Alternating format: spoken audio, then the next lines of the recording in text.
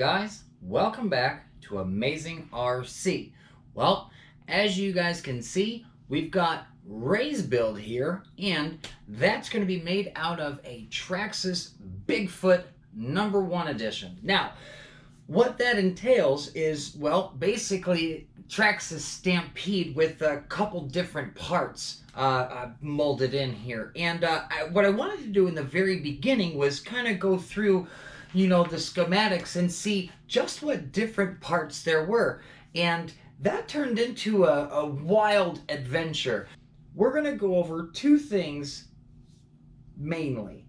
#1 are the wheels that come specific to this model, the Bigfoot, and the Scully and the Cranium, which are also monster trucks. What I did notice when I first got the truck out of the box, which it had sat for quite some time, is that a couple of the tires had flat spots in them. And when I pulled the truck out, the flat spots didn't go away. I couldn't figure out why. So of course I went to mashing on the tires. I noticed there weren't any foam inside. So I got into looking at the schematics, and it does show that there should be, for this part number, the tire as well as the foam. So these tires are glued onto the rims, and I'm going to call Traxxas tomorrow. It's Sunday right now here in video time. We're going to call Traxxas tomorrow and see exactly what's supposed to come with this, the Scully, and the Cranium. So I'm going to get back with you guys on that. I'll keep you posted. With that said, here's where it gets really interesting. One of the things that this model comes with are bushings. And some of you old schoolers out there, you guys will remember bushings, because one of the first upgrades that you guys do when you get your first hobby grade RC is you get rid of these bushings. And in this model there are 2 in each wheel, and it's in place of what you guys would normally find your bearings. And one of the first things that we would always do is get rid of these bushings, and we would install bearings. So that's what I'm doing now. I'm getting rid of all these old school bushings, and I'm swapping them out for the bearings. When I was back here, I knew I was going to swap out the pinion gear. Now it comes with 2 pinion gears. It comes stock with the 14-tooth pinion gear inside already. But it also comes with an optional 19-tooth pinion gear.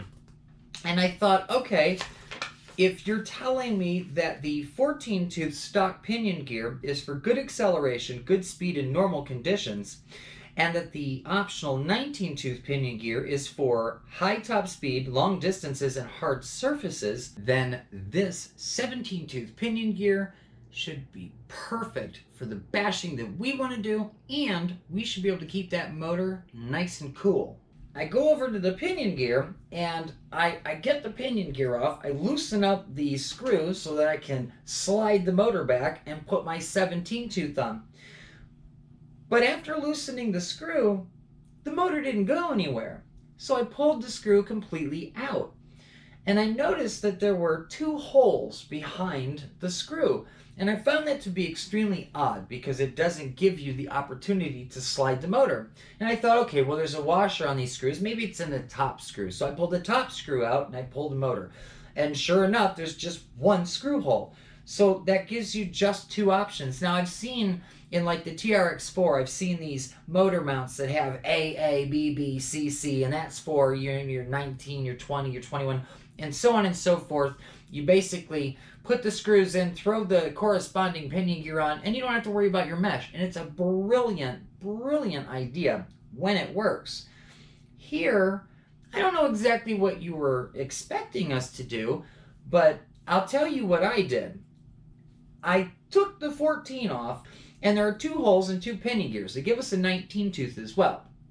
So I took the 19-tooth and I installed it on the 12-turn motor, took the screw and put it in hole number 2, and this is what I found.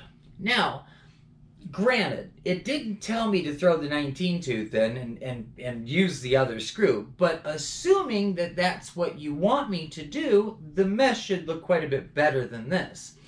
So, knowing that 19 is not correct, I wanted to find out what the correct pinion gear would be for a proper mesh. So the 20 came out here. here's the 21, and I felt that the 21 was a really good fit. 22 does work, but it's as snug as this 14. In my own professional opinion, I would personally like to see a 13 in here to come with the truck.